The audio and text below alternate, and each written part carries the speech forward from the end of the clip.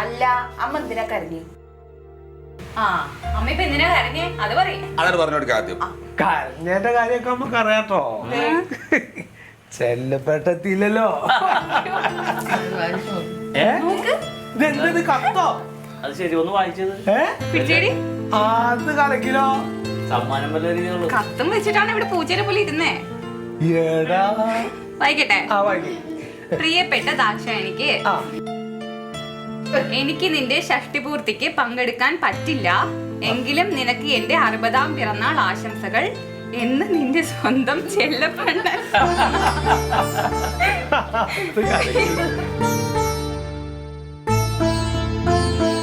അല്ല അമ്മ എന്നാലും എന്തിനാ കരഞ്ഞേ?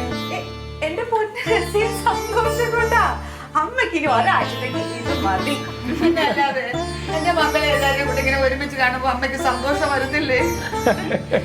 അന്റെ മക്കളുടെ കാര്യം പറഞ്ഞപ്പോഴാണ് എവിടെ നമ്മുടെ ഈരോടുള്ള അളിയനെ എവിടെ മുമ്പിൽ വന്നില്ലേ?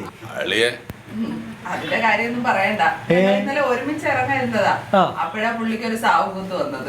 അതെന്ത് പണിയാണ് സുമ അളിയൻ കാണിച്ചത്? ഇവിടെ നമ്മുടെ നല്ലൊരു സാവക്കൂത്ത് നടക്കല്ലേ? അങ്ങനെ പറയരുത്.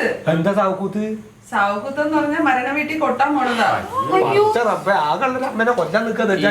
ഞാനെന്തോ ആവശ്യത്തിന് പോയാന്ന് കരുതി വാസുട്ടി. ഞാൻ പറയൂ അമ്മ അങ്ങനെ. അങ്ങക്കും മനസ്സിലായില്ല. അല്ല ഇനിയിപ്പോ എന്താ അടുത്ത പരിപാടി എന്താണ്? ആ ജെസ്സി ഒരു കേക്ക് കൊണ്ടുവന്നുണ്ട്, നമുക്ക് അത് കട്ട് ചെയ്തിട്ട് അങ്ങോട്ട് ആഘോഷം. അതൊരു കാര്യം ചെയ്യാം. കേക്ക് കട്ട് ചെയ്തിട്ട് ഭക്ഷണമായോ? ആയിക്കോട്ടെ. അല്ല നിങ്ങള് ഓക്കെ അല്ലല്ലേ? അന്ന് നമുക്ക് കേക്ക്